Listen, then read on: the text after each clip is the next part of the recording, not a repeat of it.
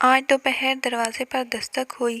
دروازہ کھولا تو آگے 2-3 سال کا پیارا سا بچہ کھڑا تھا اور اس کے پیچھے ایک جوان سی لڑکی۔ اس لڑکی نے برقع پہن کر اوپر سے حجاب کیا ہوا تھا، دیکھنے میں اچھے گھر کی اور پڑھی لکھی بھی لگ رہی تھی۔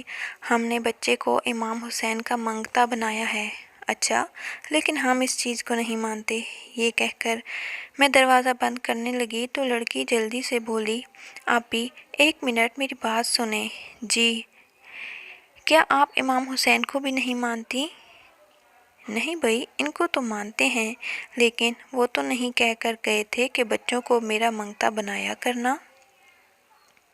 وہ تھوڑی کنفیوز سی ہو گئی، پھر بولی، اچھا یعنی امام حسین کو تو مانتی ہیں نا؟ میں نے کہا ہاں بالکل، مسلمان ہیں تو مانیں گے کیوں نہیں؟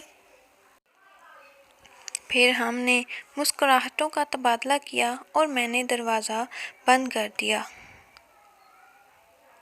جہاں تک دین کو میں نے پڑھا ہے، ہمارا دین ہمیں خودداری سکھاتا ہے، انتہائی ضرورت میں بھی صبر اور محنت سے حاصل ہوئی کمائی میں ہی گزارا کرنے کا درس دیتا ہے۔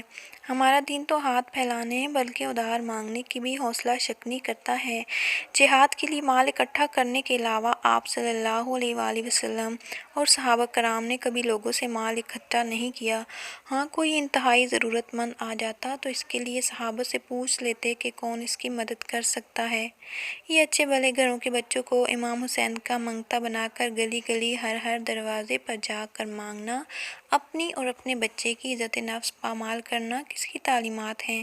اس کا بچے کے مستقبل پر کیا اثر پڑے گا؟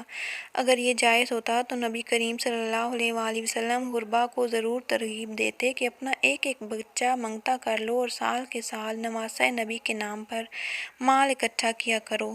توبہ، نعوذ باللہ۔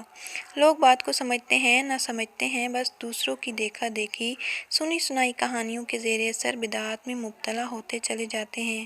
ان کی حوصلہ شکنی ضرور کریں، ہرگز ان منگتوں کو پیسے نہ دیں اور انہیں باور کرائیں کہ آپ کا عقیدہ ان کے عقیدے کے خلاف ہے، کیونکہ جب لوگ اپنے غلط عقائد کا کھلم کھلا اظہار کرتے ہیں تو ضروری ہو جاتا ہے کہ اپنے صحیح عقائد کی بھی ضرورت کی حد تک تشہیر کی جائے تاکہ جھوٹ سچ پر غالب نہ آنے پائے۔